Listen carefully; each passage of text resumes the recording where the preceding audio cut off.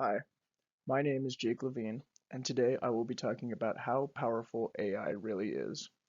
This presentation will encompass everything from the conception of AI to the history surrounding it, to both the pros and the cons of adopting it, to the ethical concerns that surround artificial intelligence, and finally it will end with a biblical perspective and breakdown about artificial intelligence.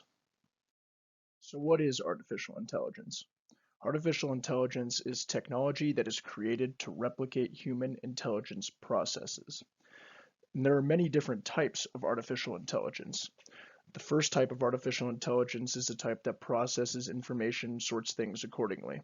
I use email and text as an example for this type of AI.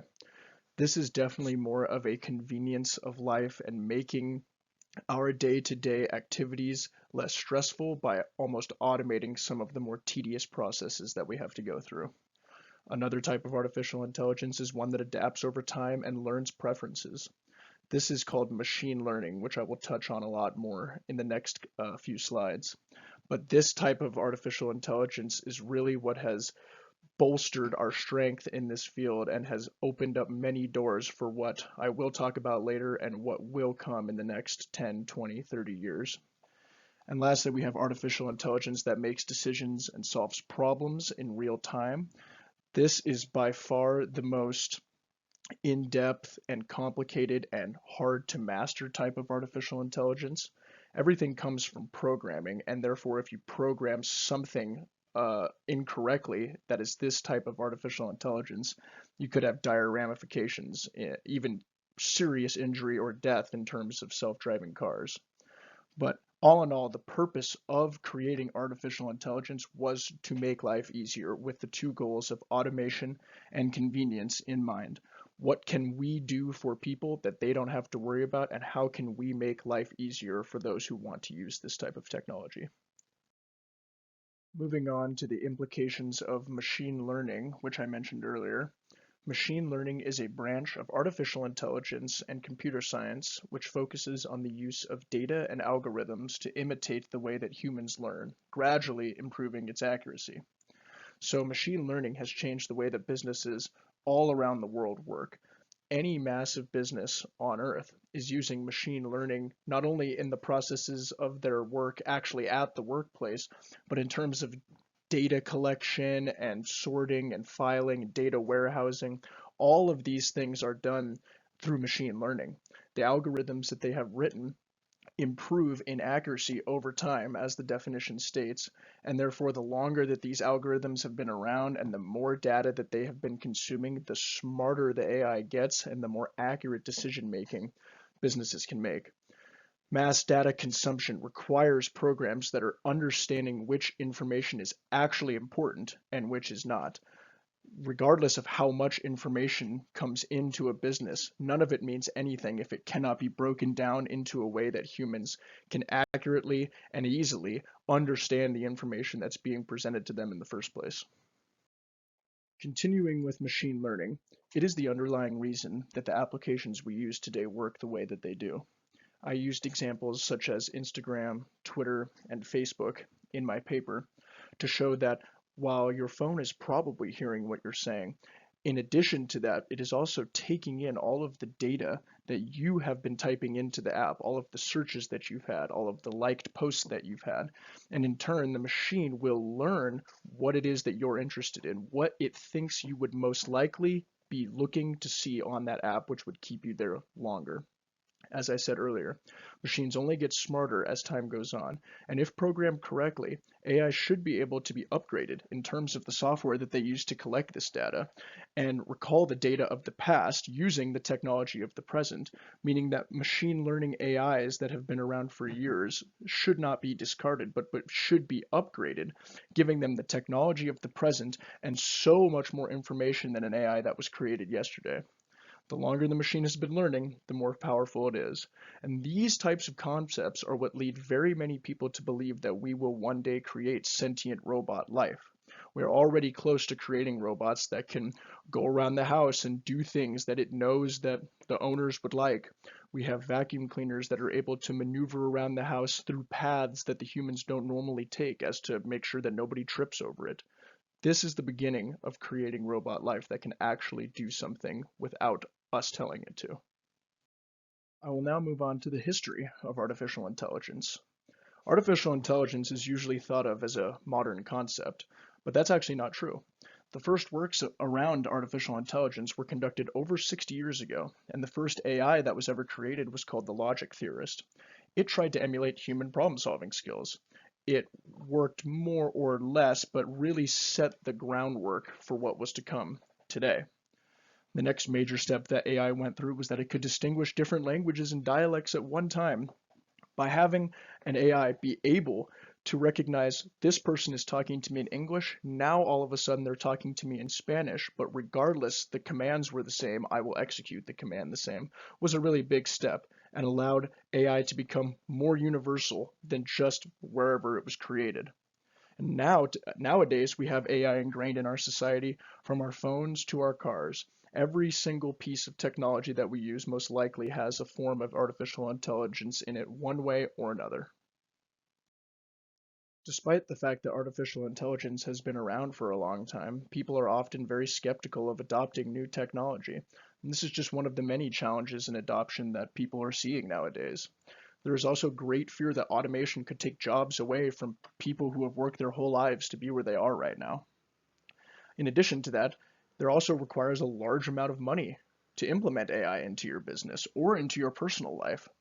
Despite the fact that AI has been around for so long, the technology is still cutting edge as every year we advance and we improve on what was better before. Same logic applies to every new iPhone being extremely expensive, but not that expensive in a few years. To add the latest and greatest artificial intelligence is going to cost quite a lot of money. And lastly, privacy decreases as technology advances. That is true in all senses of the phrase, not just regarding artificial intelligence. We can see that in our phones and in our websites and the cookies that we leave behind for data collectors to pick up and learn more about us. With all these things taken into account, there is a large majority of the population that has some reservation towards the use of it. However, it is inevitable, and this type of technology will enter into our lives one way or another. It's just a matter of how we adopt it. Now moving on to the benefits of adopting. The first benefit is convenience. By allowing your apps, your phone, your emails, cookies from websites, and many other things to be tracked and added to the algorithms these major companies create, you yourself become a part of the network of all things. By allowing yourself to become connected with this means your music listening devices, your streaming services, your applications, your social media are all connected, and you'll notice that life seems to seamlessly throw the things that you want to see right in your face. This will stop the need to have to search for everything and look for ideas and look for fun things to do because they will all just be presented to you. And this goes right in line with the second benefit, which is being ready for the future. It's true in both a business and a personal sense that by adopting the latest technology trends, you put yourself in a position to be readily available to changes in daily life. Change is something that we really don't like in most cases. Some people do, but many people don't. By being ready for the future, by having the necessary things in place to make the change, you are more likely to make it than someone who has not adopted any of this yet. Continuing with the benefits still, I now move to connectivity. An idea that I brought up earlier, but this is yet another idea that stems to both personal and workplace lives. By using the same technology, you'll inevitably run into others who have similar interests. We see this with the social media apps that we have today. I am often recommended other athletes, or I'm recommended athletes I'm not following. I'm recommended to follow musicians that are similar to the music taste that I have. Companies who use this same technology are adding information to the same pot, which in turn makes both more efficient and capable of seeing what comes next, and both more able to cater to you specifically. The last benefit I have listed is safety. Any artificial intelligence is just a program that some human wrote. It is far less likely to make a humanly error when calculating a solution, and there's absolutely no subjectivity used because there are no feelings involved. Using artificial intelligence for things like cars, dangerous machinery, construction equipment, and many other things would increase human safety drastically, and even in dangerous situations where it would only put the AI at risk. And for some reason, AI seems so much better to lose than a human life. I will now move on to the ethical concerns revolving around AI. The first thing that must be stated is that we as a society must recognize that the benefits that are brought from the use of AI are often a double-edged sword. While it might benefit one area of life, one group of people, or even just one individual, there's always someone else who could be negatively affected. This is not always the case, but at some point you have to make a decision, perhaps in terms of the greater good as opposed to who it may affect negatively. The first ethical concern that we actually will talk about is taking jobs away from people. Automation is huge when it comes to artificial intelligence and is one of the main points of creating it in the first place. However, people may lose jobs to automation, and in many cases would not have the skills to work elsewhere. Take Tesla, for example, a car manufacturing company. They are almost to the point where they need no human intervention whatsoever to create a Tesla Model 3. If that is the case moving forward, there would be so many technicians, so many mechanics that would potentially be out of a job if other car companies pick up this model of using artificial intelligence to create vehicles. At the end of the day, you have to weigh, is creating a car from scratch with no human intervention worth putting people who only have that skill set back on the street with no job? That's the question that I'm here to ask you. Continuing on with ethical concerns, the next is that there could be cause of death or injury. In the case of Tesla, there must be programming involved to keep civilians safe. What is the car to do if there's a family to the car's left and a man to the car's right? Who writes the code to say hit the man because it would cause the least amount of damage and the least amount of people will be killed?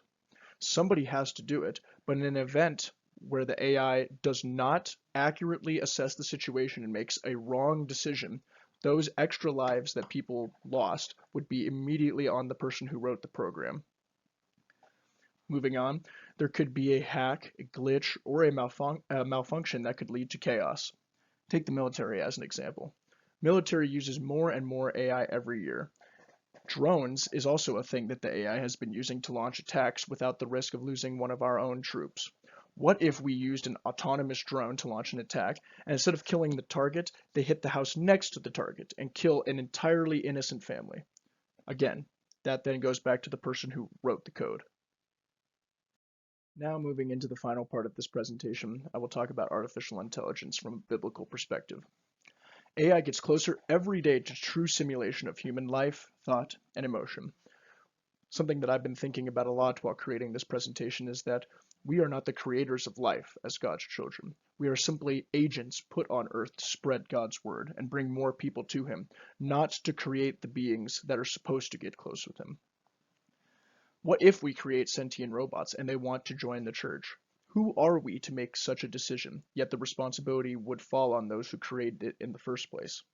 At some point, I think that we are trying to steal power back, power that we do not deserve in the first place.